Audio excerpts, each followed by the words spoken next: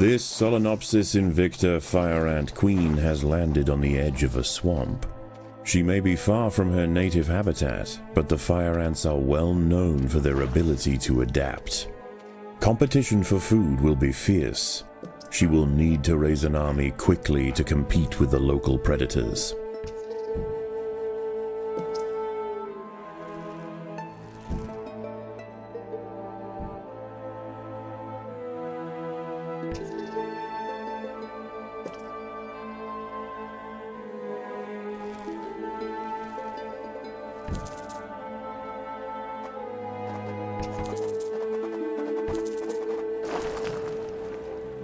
The colony lies in the shadow of a great titan to the north, an American bullfrog. This large female has found the perfect spot to feed. Sheltered by foliage and in the path of many wandering insects and smaller amphibians, she has no reason to move on. Eventually she will need to be displaced, but for now, the fire ants have more pressing business to attend to. Many of the milkweed plants growing nearby are infested with aphids. Their honeydew excretions present an ideal, energy-rich food source for the fire ants. Aphids far from the nest are vulnerable, however, and are sometimes relocated closer to home where they can be better protected from predators and thieves.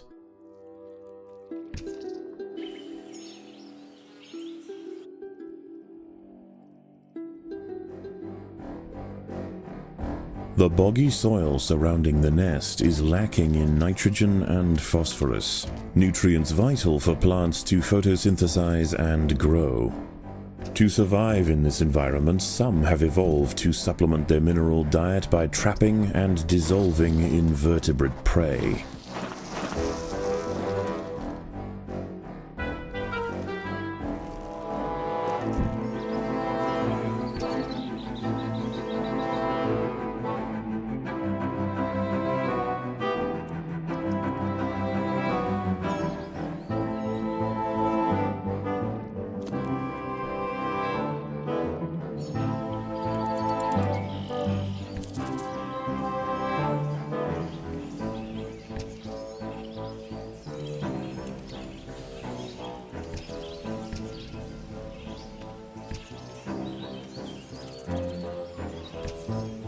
The fire ants have encountered a tribe of Monomorium minimum black ants.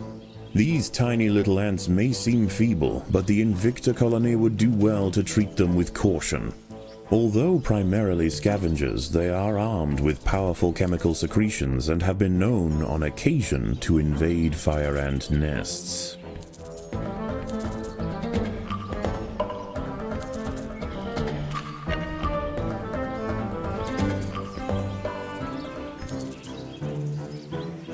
A small colony of Phaedulae maurici big-headed ants have established themselves on a hill to the west.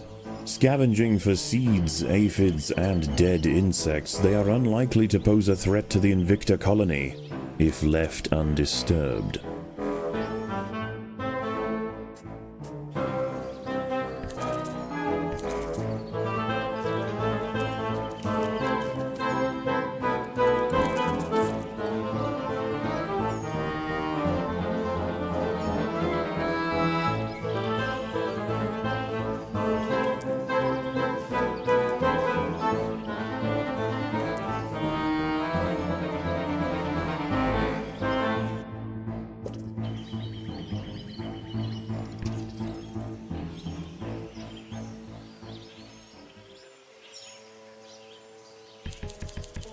A magnolia green jumping spider, Lysoman viridis, has ambushed a fire ant.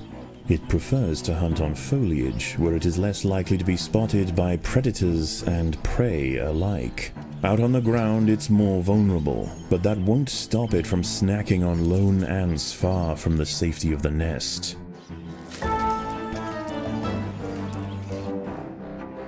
A six-spotted tiger beetle, Cichindala sexcutata, is on the move near the nest. Its metallic green elytra make it unmistakable, and like its other tiger beetle cousins, long legs give it the speed to chase down small arthropods with ease.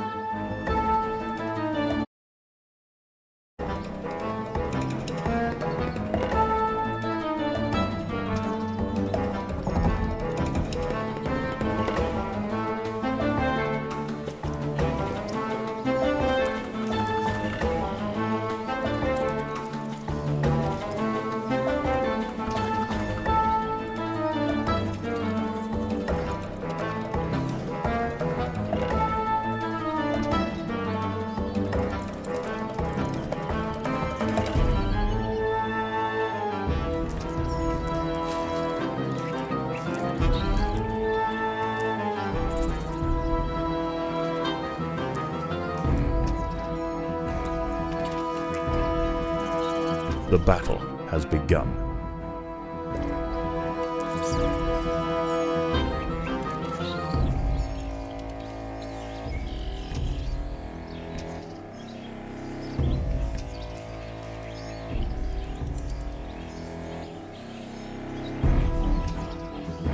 The big-headed ants now have a super soldier caste to justify their name. At huge economic cost to the colony, these frenzied champions have been raised for one purpose: to crush the fire ants.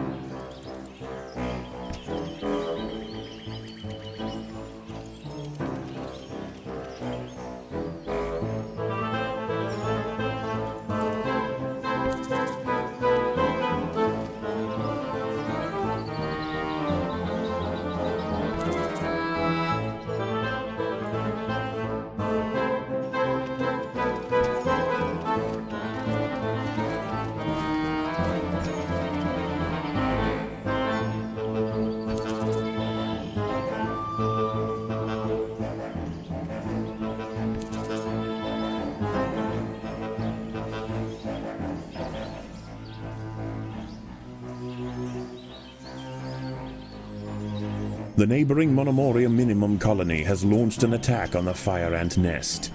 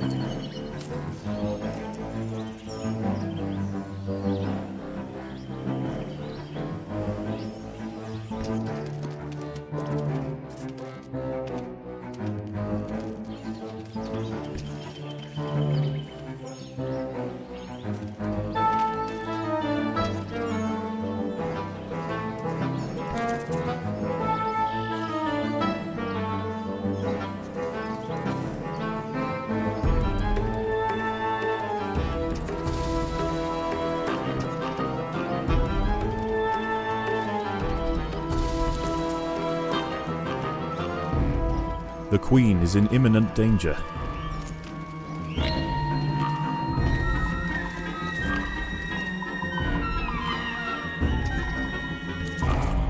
As the sun sets, the local amphibians begin to emerge from moist crevices near the water's edge.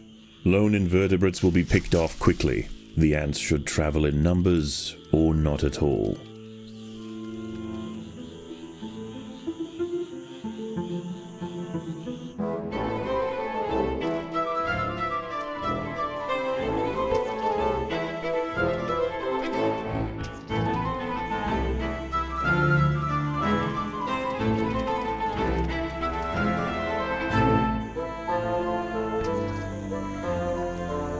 A bombardier beetle, Brachinus alternans, is hunting for insects outside the nest. It may seem unwise for it to wander so freely amongst the large amphibians that share the swamp at night, but they would do well to leave it alone. This beetle is a master of chemical warfare.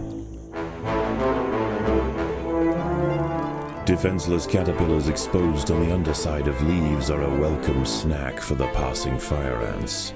The colony should take advantage while it can. Few meals surrender so willingly.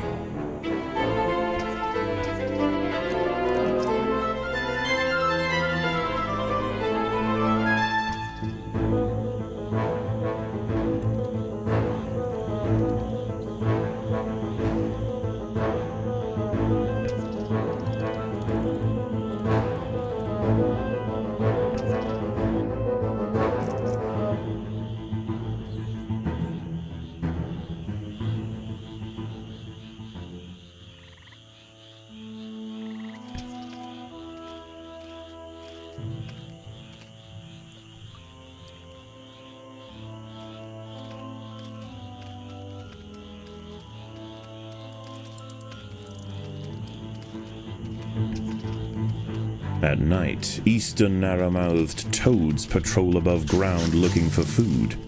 Ants make up 75% of their diet, so the small colony must stay alert.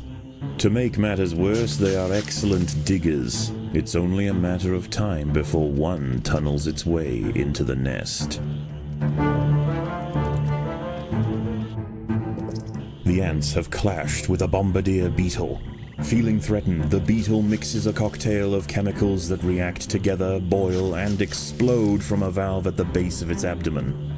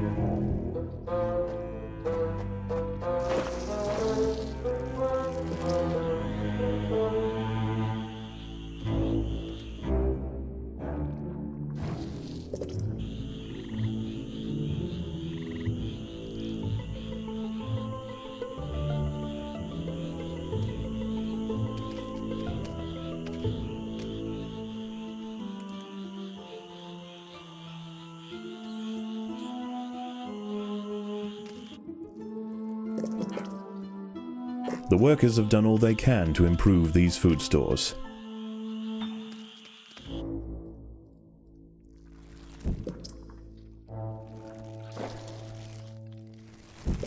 Even in small numbers, the fire ants are menacing, but in large numbers, they are virtually unstoppable.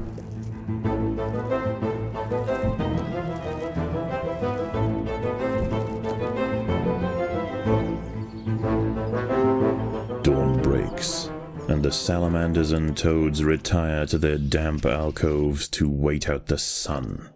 Only the great bullfrog remains. She sits patiently on her throne, waiting for the next meal to wander by.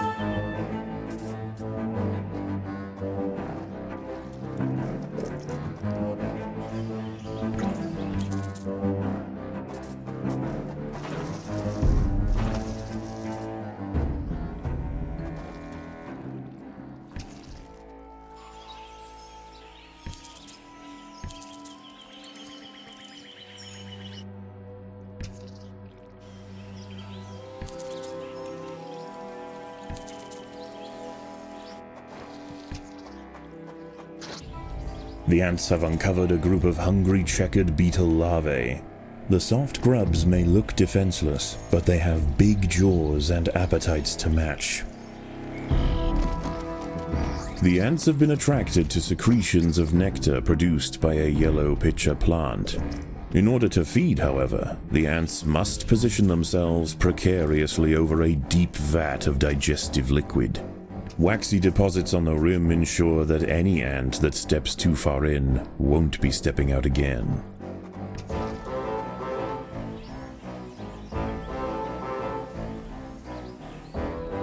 Predators are loose in the nest. The larvae must be protected.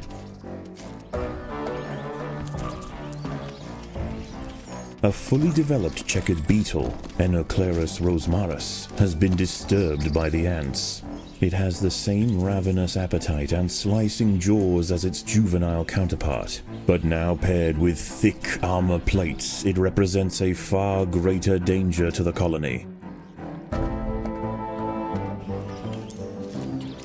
The ants have set upon a green lynx spider, Puccetia viridans. She prefers to hunt on pitcher plants, but out in the open, she loses her advantage.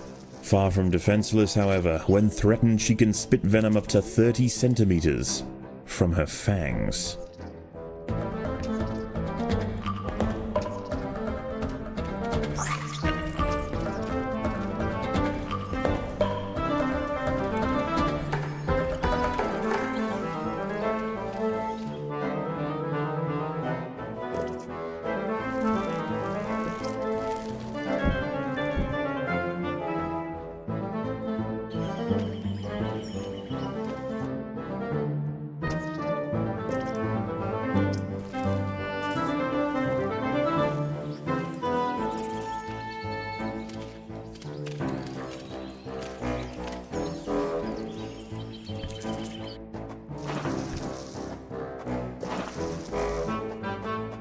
Predators are loose in the nest. The larvae must be protected.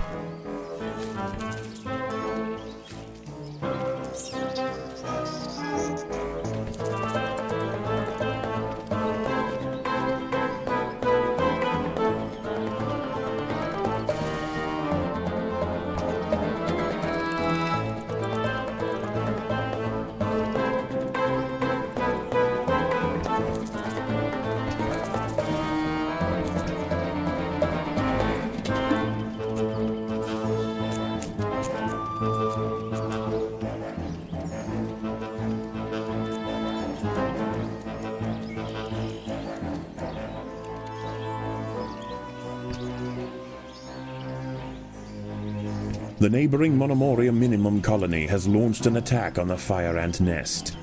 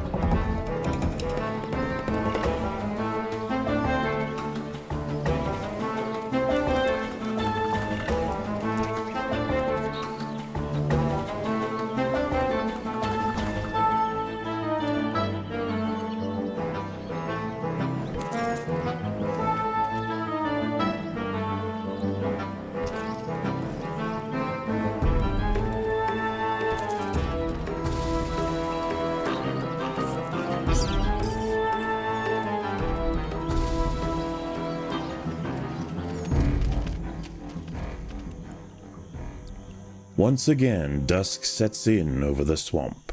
Soon, the sandy undergrowth will be teeming with salamanders, toads, and nocturnal beetles.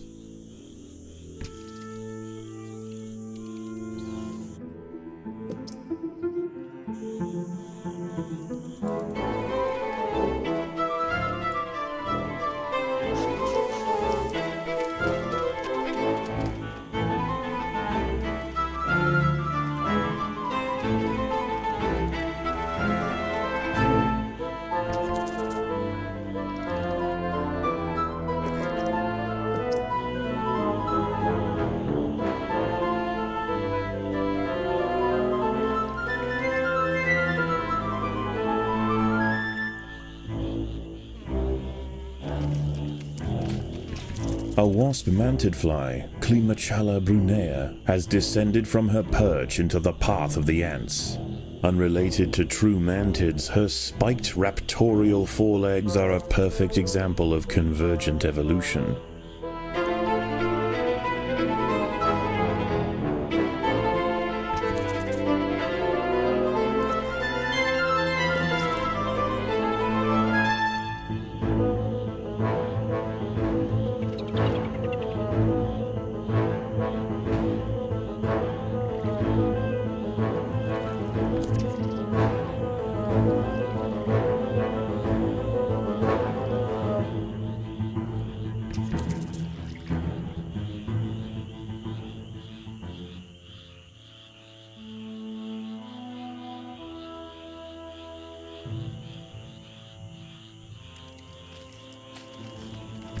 The battle has begun.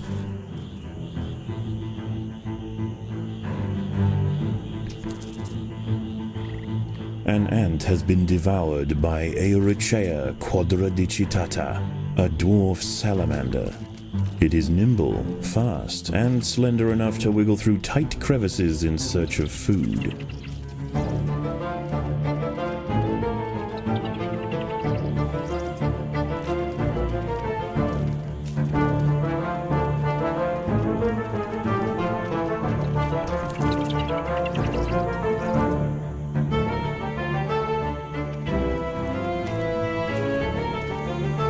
A narrow-mouthed toad has burrowed into the nest.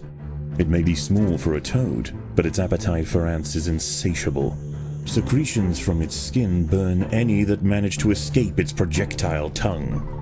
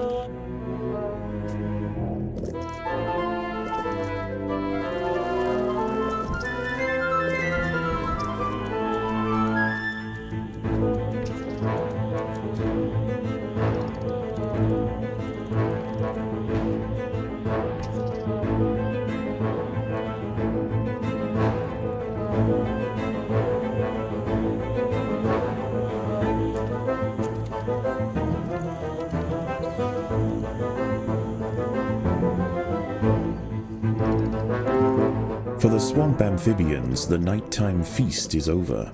Toads give way to tiger beetles, and the ant colonies step up their activities.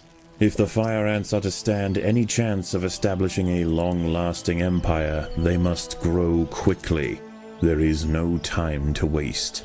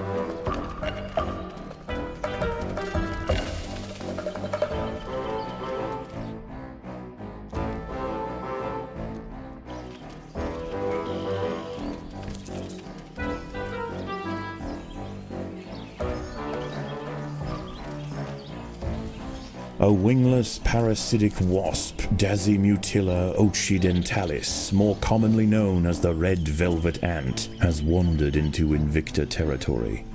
Although not on the hunt for fire ants, it will defend itself if threatened. Armed with an extremely powerful sting and displaying bright warning stripes, most creatures give it a wide berth.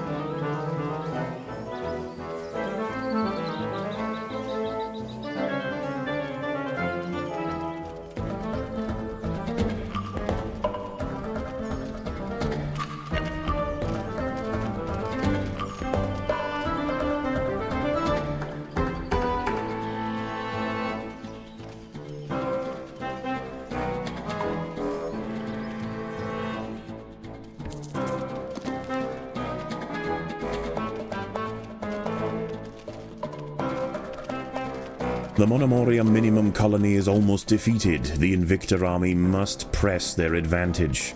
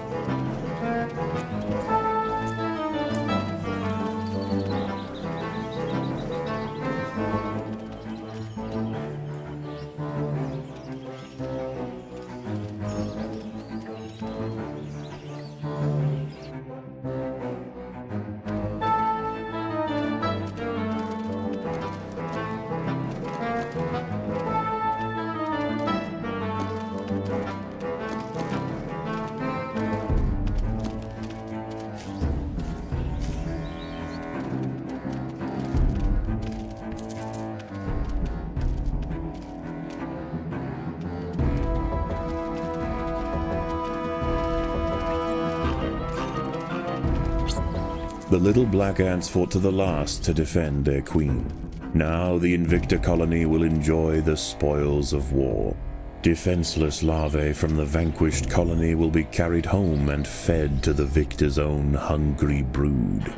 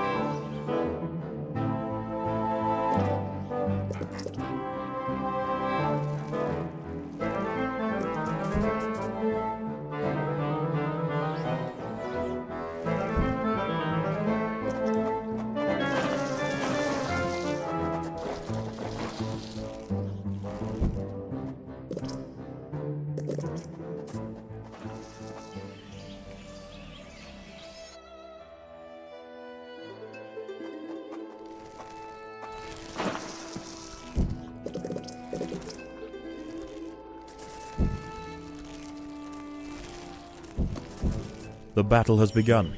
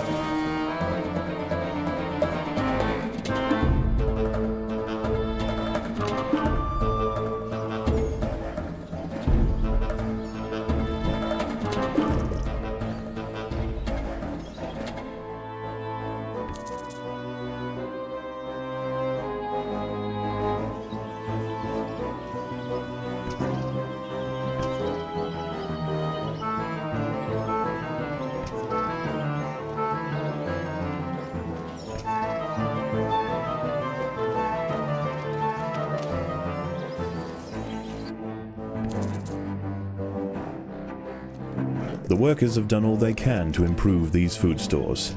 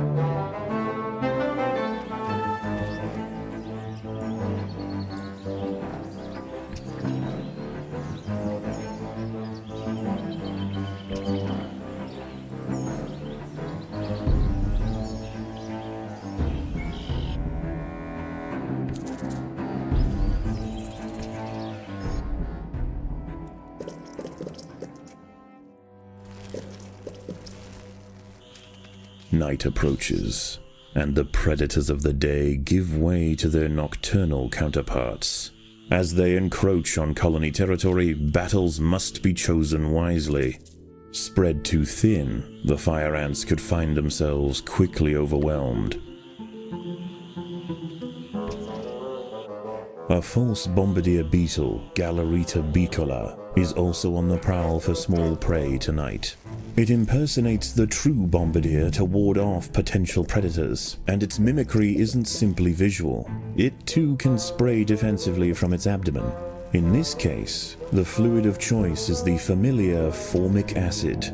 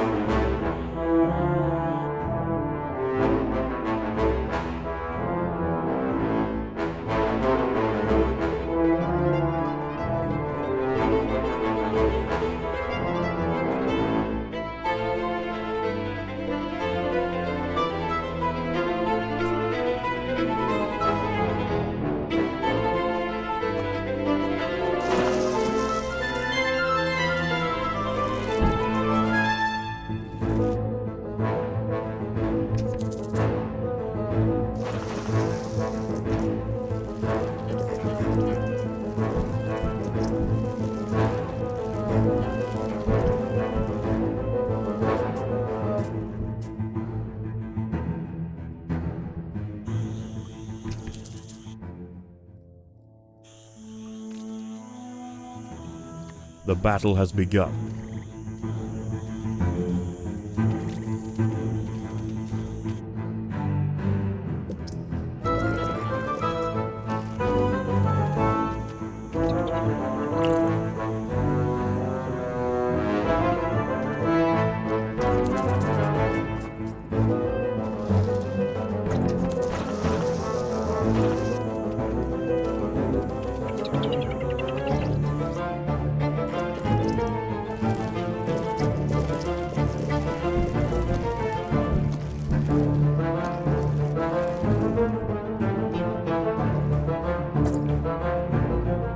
Predators are loose in the nest. The larvae must be protected.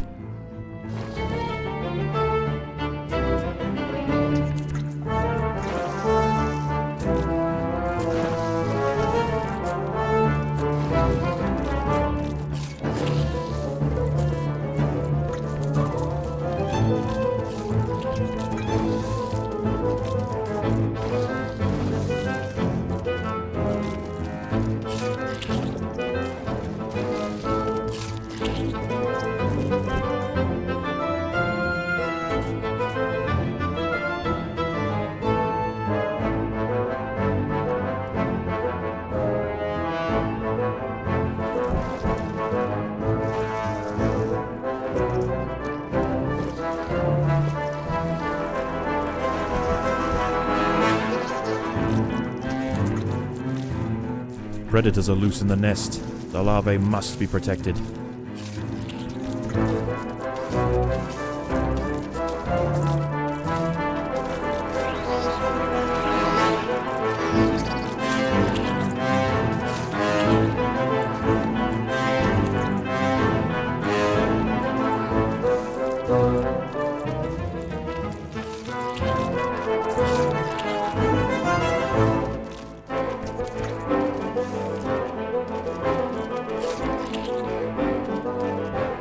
The workers have done all they can to improve this highway.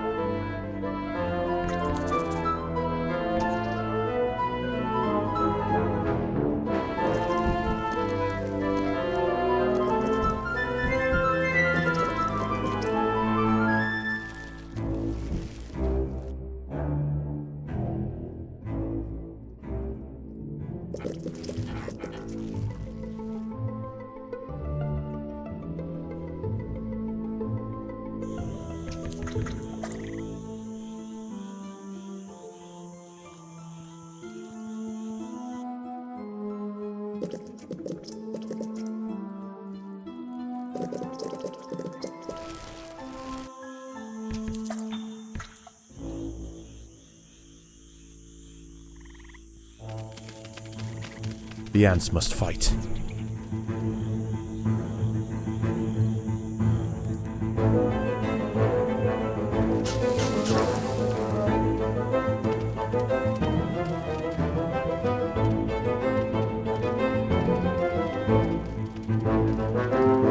Staving off another night of attacks, the Invicta colony once again proves its strength. Despite this victory, there is yet one obstacle that stands in its way. Ever present, the Bullfrog looms over the ants. The beast must be defeated.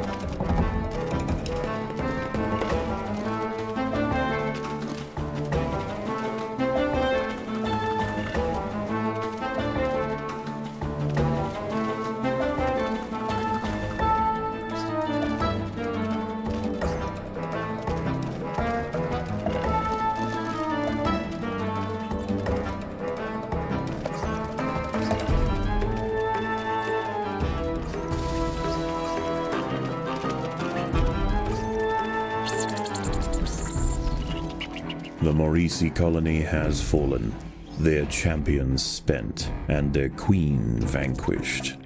In the end, they could not stand up to the might of the Invicta army.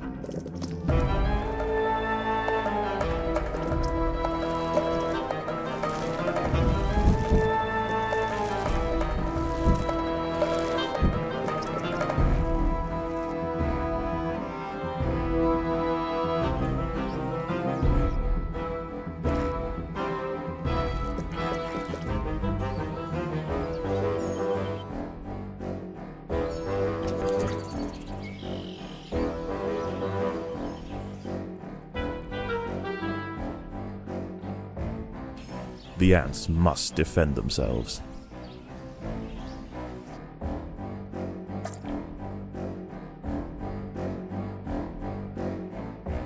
The fire ants have mounted their first attack upon the great American bullfrog Litabates scatesbianus. The brave frontline soldiers are quickly crushed and eaten. They must surround and swarm the enormous creature to stand any chance of defeating it.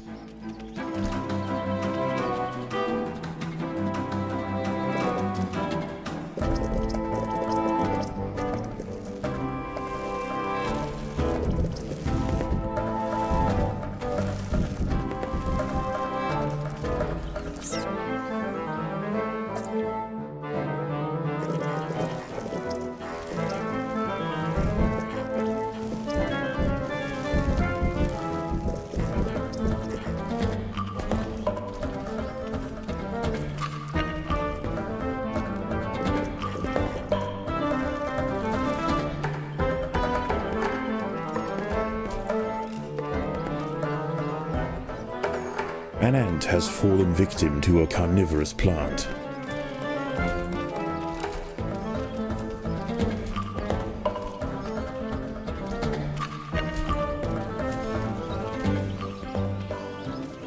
Again and again, soldiers clamp onto the bullfrog's leathery skin and inject their Solenopsis venom, but the beast shows no signs of wavering. The fire ants must maintain their resolve.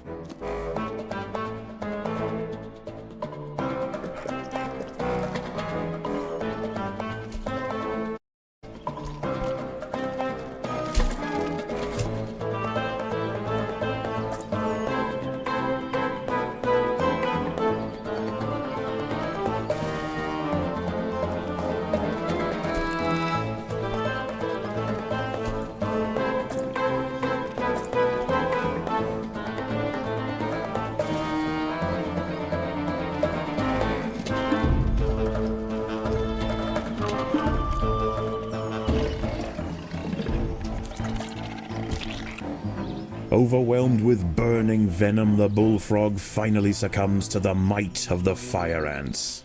Utterly spent, it collapses on the hillside, leaving the victors free to consume its body.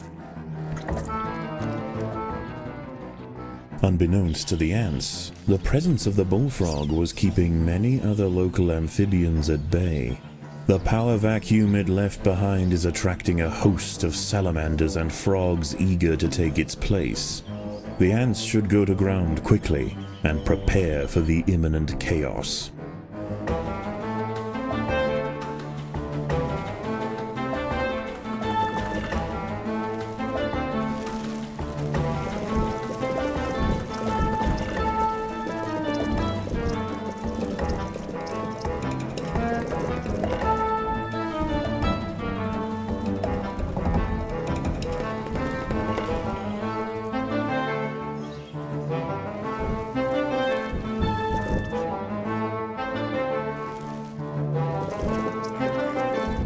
The workers have done all they can to improve this highway.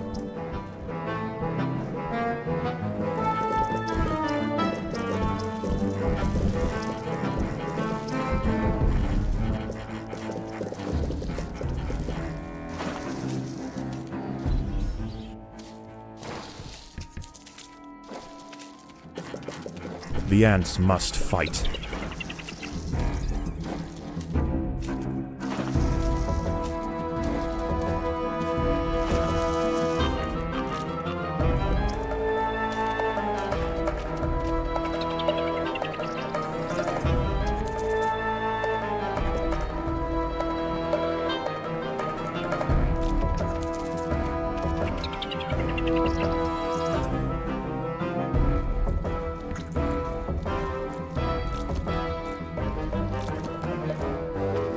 Predators are loose in the nest. The larvae must be protected.